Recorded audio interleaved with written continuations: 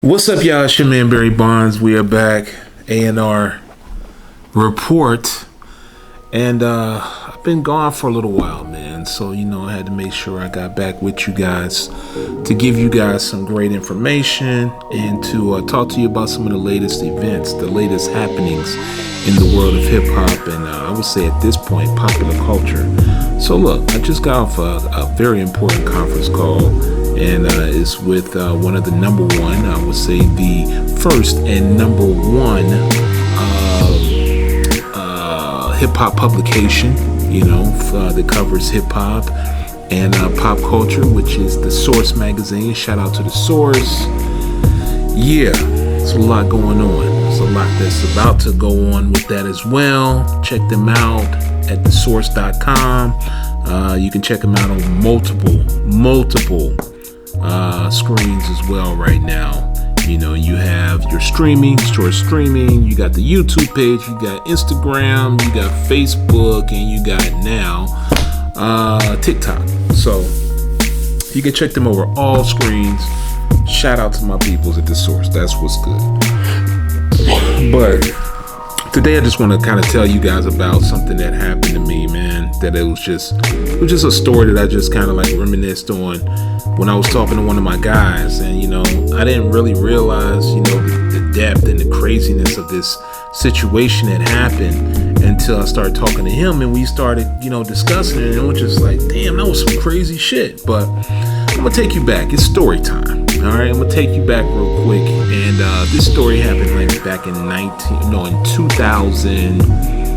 I'm gonna say 2009. No, I'm gonna say 2010. Let's just say 2010, just to keep it a buck. So 2010. 2010. I was managing this group. Now this group was kicking ass all over the city. Pretty dope group. The head guy was a producer. He was making beats for everybody, but he was also the head guy for the group, and he was just on fire. So, I had watched these guys perform a number of times. I was dating this one chick at the time, and, I was also managing her as well. Never shit where you lay at, hey, that's a no-no. Don't date any of your artists. We'll talk about that in another video, trust me. But I'm, this particular artist, he was pretty hot. And, he wanted the artist that I was managing and dating at the time. He wanted her to be on some records. So, we swapped it out. We did the records and everything. The records turned out fire, like fire. And from there, we developed a relationship. Started kicking it, me and the artist, and me and the group.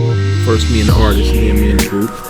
And, from there, we started discussing, talking about management. So I said, what, it'd be a really good idea if I manage these guys, because, they clearly have what it takes. They got a good thing going, and and I like their music. I genuinely really like their music.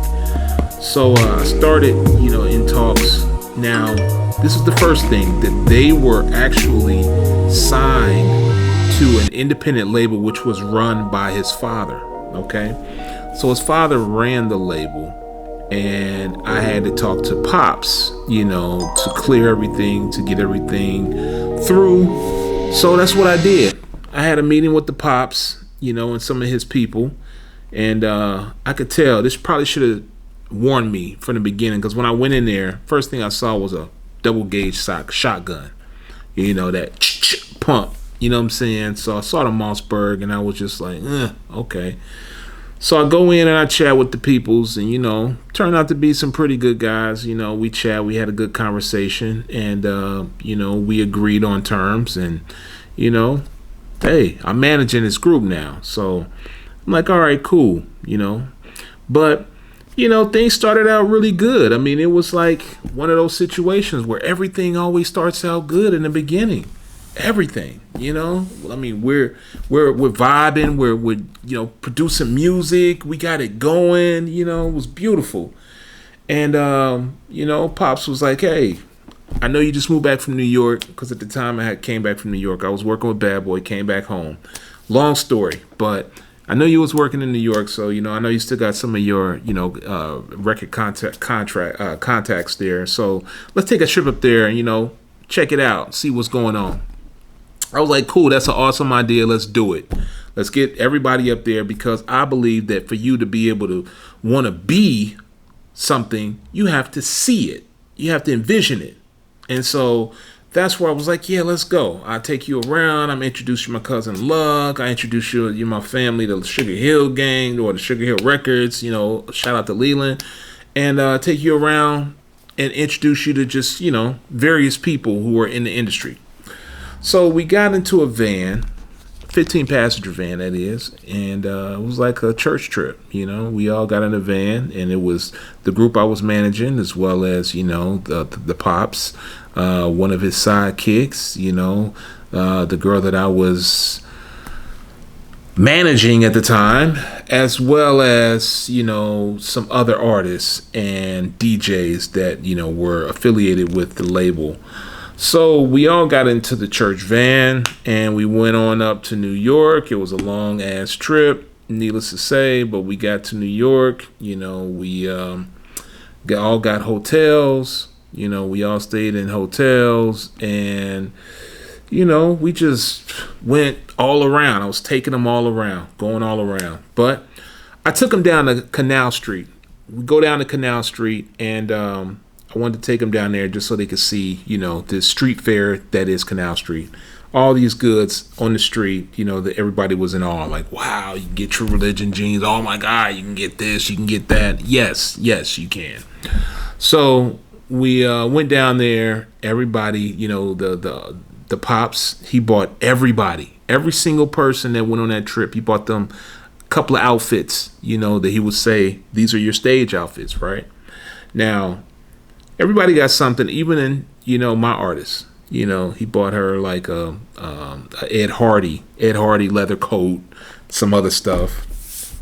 And he bought me a watch. All right, he bought me a watch. Really nice watch.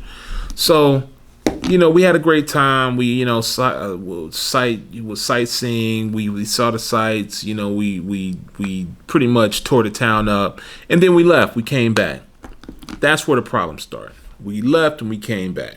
So when we get back to Ohio, of course, we had a couple of shows. We were doing some things, moving around, and I was trying to facilitate, trying to get us in, in working form. So what we did was we found a practice spot, which was in an old storage building, like one of those storage buildings that, you go put your stuff, your extra stuff in or whatever. They had a big storage. A buddy of mine had a big storage space in there that him and his band would rehearse out of. So while they, I had used it for the ciphers, which you probably will see on another video. I used it for the ciphers, and I used it for Secret Society, So I hooked up a situation where we would be able to go in there and rehearse. We would rent it out monthly from him, and it was beautiful until these guys started coming to practice late. One thing I hate about that is that when you're late, you take away from my time. It's like stealing my time. So I would ask one of the guys that was in the group, and he came to me and he said this. He actually said this. He said, B, man, you know what? You're going to have to like stay on top of me, stay on me, man, because, sometimes, man, it's like I need motivation to practice, man. I just need that motivation, to practice. Because, I'll be feeling like practicing this, that, the other. I'll be feeling like rehearsing. So I looked at him like, yo, like you really did say that. Like, wow, did that really come out your mouth? So, needless to say, man, they started doing all kind of crazy stuff like, busting moves without me, not even letting me know, whether it was shows, booking shows, whether it was photo shoots. They started booking photo shoots, having whole photo shoots and not even telling the manager. And I'm sitting up here like, what are we doing? Like, am I managing you guys or not? Because if not, let me know. But these guys would do all kind of moves. I would go to the Pops and I'd be like, look, man, like, why y'all keep busting these moves without me? Like, y'all need to let me know when y'all doing these things. Like, come on, man. Like, that's what you got me here for. That's what I'm in place for. The manager. So it all came to a head after they were, they did a show in Kentucky. And I was like, at some hole in the wall ass bar. And I was like, bro, why are you doing these shows? Like, seriously, why? And you're not even coming to me, talking to me, at least consulting with me, just to get my opinion on it. Because if you're going to do what you're going to do, hey, I can't stop you. But at the end of the day, use me. Why are you doing these shows? So I told him, I said, look, man, you know what? It seems like y'all just want to do what you want to do. And, I don't roll that way. If you're going to use me as a manager, if I'm going to be managing this situation, then you know what? I need to have some type of level. There needs to be some checks and balances here. And my voice has to, I have to have a voice in this situation, because if not, then, I don't need to be here. So, me and the pops kind of get into it, nice little spirited conversation. And, he told me, he said, well, bro, I'm the owner of this label, and that's my son, and that's, my group. So if you don't like that, you can pretty much, leave. You can, you can sign off. So I said, all right, man, you know what? That's cool. First rule in business, kids, is never be afraid to walk away from a good deal or a deal. All right? Never be afraid. Can't miss what you never had. All right? So I walked away. I let it go. So not too long after that, I was getting phone calls from this guy, from the pops. And he was like, oh, okay. Because I guess he couldn't believe that I was just like done with it. I was like, I'm done. I'm good on this. So he starts hitting me up and he starts saying, look, man, all that shit that I bought you and your girl up in New York, I want all that back. If you're not going to manage the group, I want all that shit back. So I'm looking at the phone and I'm like, now this man is clearly in his 50s, but I'm looking at the phone and I'm like, this shit don't even make sense. Like, what kind of crazy shit is this? But yeah, homeboy was dead serious. Yo, if you're not going to manage my group, then all that shit I bought y'all in New York, I need you to run it back. I told homeboy, I said, look, man, nah, that ain't even happening. That ain't even happening. So after about 5 or 10 calls, him calling me up, cussing me out, going through the dramatics and whatnot, he tells me, he said, oh, okay, all right, so you don't want to get that shit back? All right, cool. I'm about to send somebody to come see you to get it back. Whoa. So now I'm like, all right, man.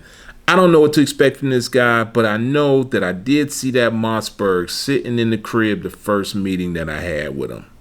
So now I'm thinking, my mind is moving, and I'm like, okay, what do I do here? What do I do? Do I save face and just say, huh, man, here go your shit, take it, have it back? Because, he only got me a watch. It was really, my artist. He bought her like a couple of outfits and some Ed Hardy jacket. So she wanted to keep that shit. You know what I'm saying? You know how women are. She wanted to keep it. She wasn't giving it back. So I had to make a decision. I said, all right, man, I decided, all right, I'm not doing nothing. I'm going to chill and I'm going to just fall back on this one. So that's what I did. I fell back and I just said, you know what? Whatever. I'm ignoring. So I'm out at the mall one day. I'm shopping, I'm walking around and whatnot. And then all of a sudden, some dude in some mechanic coveralls walked up to me. Now, this dude, he looked like the thuggish type. He had the braids and everything, the nappy braids, and, looked kind of disheveled. So he walks up to me and he says, yo, you Barry Bondz? And I'm like, yeah, what's up, homie? And he was like, yeah, we gonna get that shit back from you. And then he takes his fingers out, pow, and he does that to me. So I'm looking like, the fuck? And then he walks away. He just walks away. Like, how weird is that? Like some weirdo shit.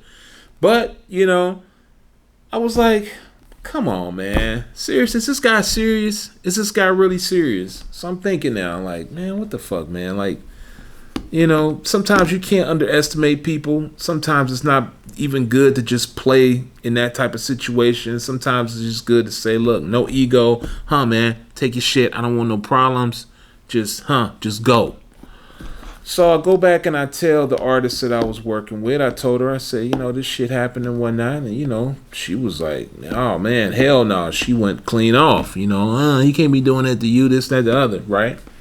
So She said, you know what? Fuck it. He can have this shit back, but tell him he gonna have to take my vocals off of every single song that we did on his son's album. Now, mind you, that album was pure fire from track 1 to track 17, 18. Pure fire.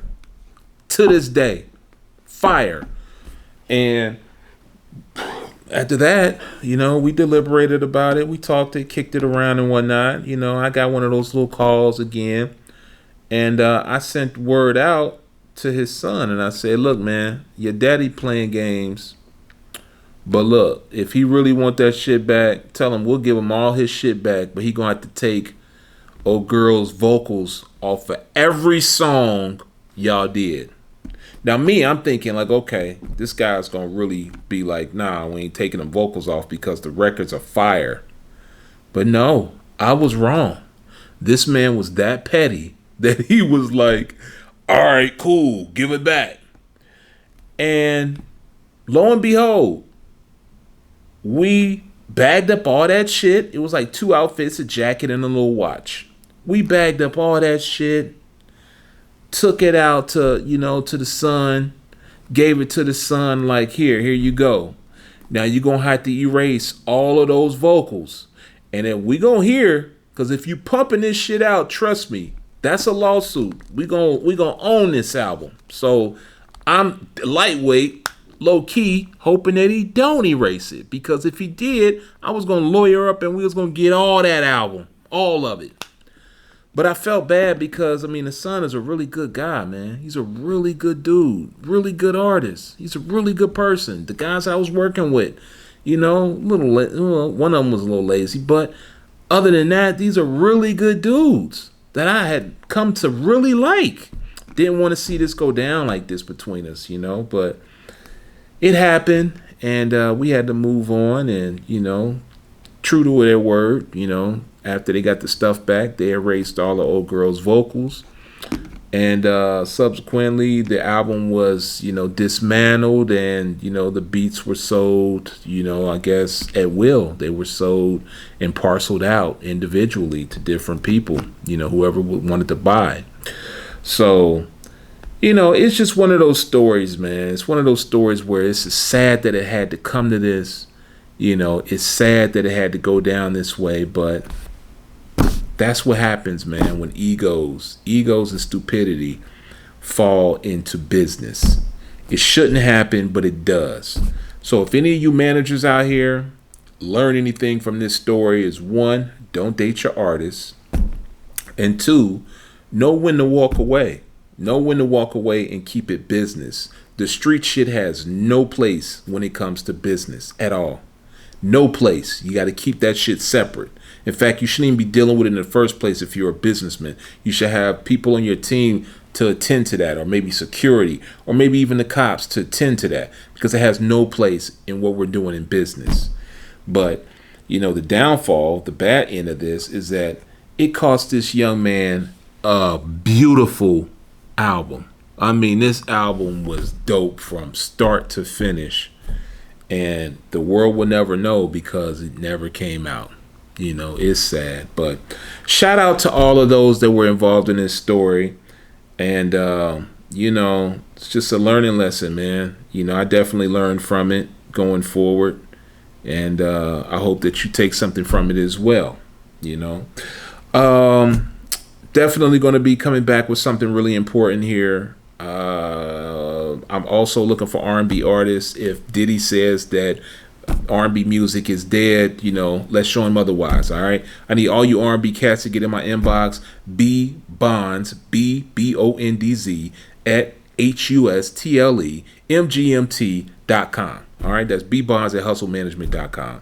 Other than that, shout out to Kurt Burrows. My man is on YouTube right now on the Art of Dialogue, killing them. All right, killing them. Shout out to Big Gene as well, all my bad boy people.